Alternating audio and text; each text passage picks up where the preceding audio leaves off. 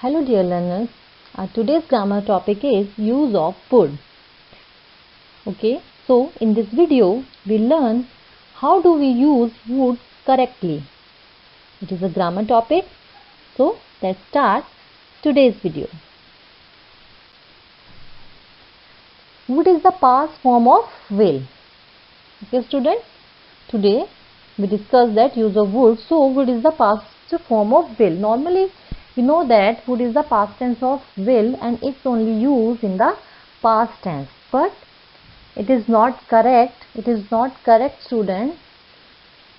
It is would not use only in the past form of will as a past form of will. There are also some more important uses of wood. So in this video we discuss some important uses of wood. So let's start. First one is use as past tense of will. जैसे कि अभी हमने discuss किया है कि normally we know that कि would is a past form of a will and it is used only in past tense, but it is not correct. First one is that कि we use it as a past tense of will. Will की past tense form में हम would को use करते हैं. तो let's see examples. He said that he would come in time. उसने कहा कि वो टाइम पर आएगा. He said that he would come in time. Time पर आएगा. तो ये past tense की बात हो रही है, तो इसमें हमने जो would को है वो will की past tense के फॉर्म के रूप में यूज किया है. Next example is I said that they would not help me. मैंने कहा कि वो मेरी हेल्प नहीं करेंगे. तो ये भी पास्ट टेंस वाला सेंटेंस है जिसमें हमने विल को एज अ विल को यूज करते हैं. तो विल के पास्ट टेंस फॉर्म में हमने वुड को यूज किया है.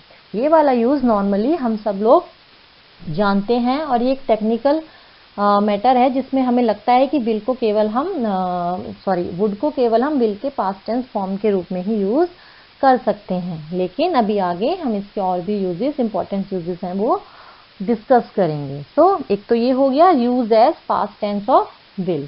सो now move to the next use of would. Polite request in present tense.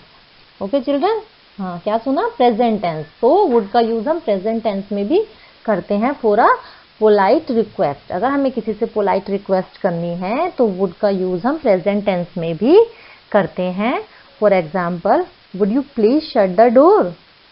क्या आप प्लीज दरवाजा बंद कर देंगे? तो यहाँ पे एक रिक्वेस्ट है, एक पोलाइट रिक्वेस्ट है जिसमें हमने वुड को यूज किया है. Okay, next example is would you please go outside. Okay, so here in the both sentences we made the polite request, so we use would. So second use of would is polite request in present tense. Okay, now move to the next use of would. Use as present possibility. Again, if there is any present possibility, then we use would in the present tense. Okay, तो first example is he would be playing right now. वो अभी खेल रहा होगा. ये present tense का sentence है, present possibility है कि वो अभी खेल रहा होगा. They would be going somewhere. वह कहीं जा रहे होंगे. जा रहे प्रेजेंट टेंस है, जा रहे होंगे. तो यहाँ पे भी हमने वुड का यूज किया है इन दोनों सेंटेंसेस में. तो in these two sentences would is used as a present possibility. Okay, next use is to show any habit in past tense. If we want to show any habit in the past tense, then we use would to show any habit which we have in the past tense. For example, she would feed the sparrow.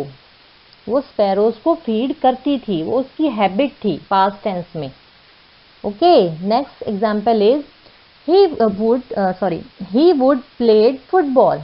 वो football खेलता था उस time, present past tense में उसकी habit थी. So again I repeat the examples. She would feed the sparrow. He would played football. To show any habit in the past tense, we also use wood. Next use of wood is use in improbable or unreal situation. If there is any improbable or unreal situation, जो situation real नहीं है या हुई नहीं है या हो नहीं सकती है, ऐसी situations को में भी हम क्या करते हैं, wood का use करते हैं, जो चीज़ अभी नहीं है. I would like to be a footballer. मैं एक फुटबॉलर बनना चाहूँगा. अभी वो फुटबॉलर नहीं है. Okay, तो it is a unreal situation. Next example is would that I were a king. Okay, here again it is also improbable situation, so we use would here. So it is a use of would used in improbable or unreal situations. Okay, students. Next use is use in conditional sentences. Would also use in conditional sentences. For example, he would pass if he worked hard. वो पास हो जाता अगर वो मेहनत करता. Okay, and next example is if I won the lottery, I would travel Australia. कि अगर मैं लॉटरी जीतता हूँ तो मैं क्या करूँगा, ऑस्ट्रेलिया में जाऊँगा, वहाँ पे ट्रेवल करूँगा. तो in these both sentences there are conditional sentences. There are a condition कि अगर ऐसा होता तो ऐसे होता, अगर ऐसे हुआ है तो ऐसे होता. So would is also used in conditional sentences. Okay students, so today we discuss some important use of wood.